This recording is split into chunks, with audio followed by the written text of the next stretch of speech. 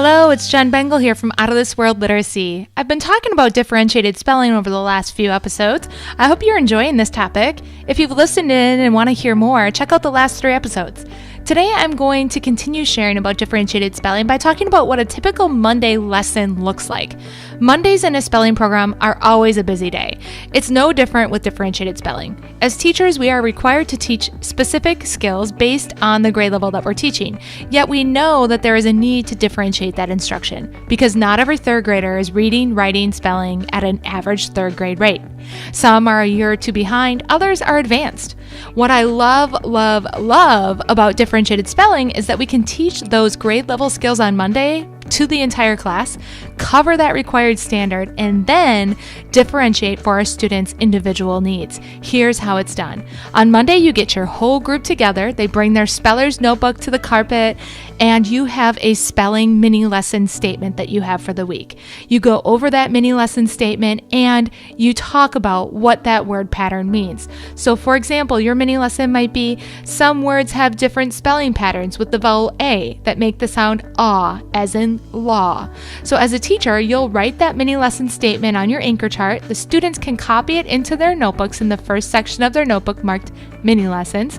And then you'll have some columns with different word patterns like the AW word pattern or the ALL, ALK, AUGHT. They all have words that make the ah sound with any word that sounds like AW.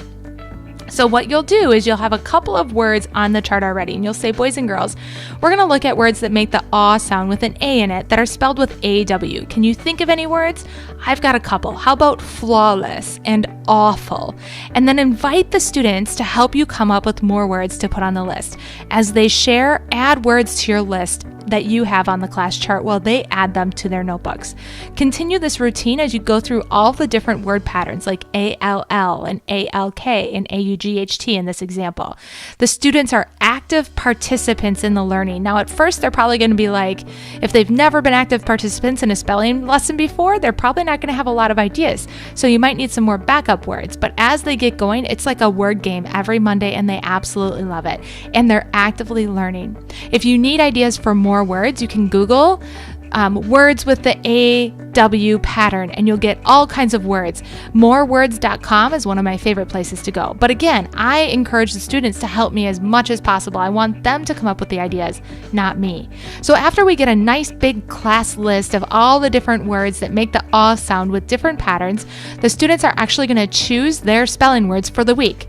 Now remember, they did a benchmark assessment, and so I know if they're really an advanced speller or if they're kind of an average speller. And as I'm making that class list, I make sure that I have different ability levels for each of those patterns. So for example, the spelling pattern AW, I might have the word flawless, which is a little bit more difficult, or crawling or declawed. But then I'm also going to have the word pawn, which is a much easier word to spell, but has that same pattern. So they're still learning the pattern, but they're differentiating. Students pick their words, and they also go into the second section of their notebook in the words to learn section, and they pick about 3 to 5 words from that list too.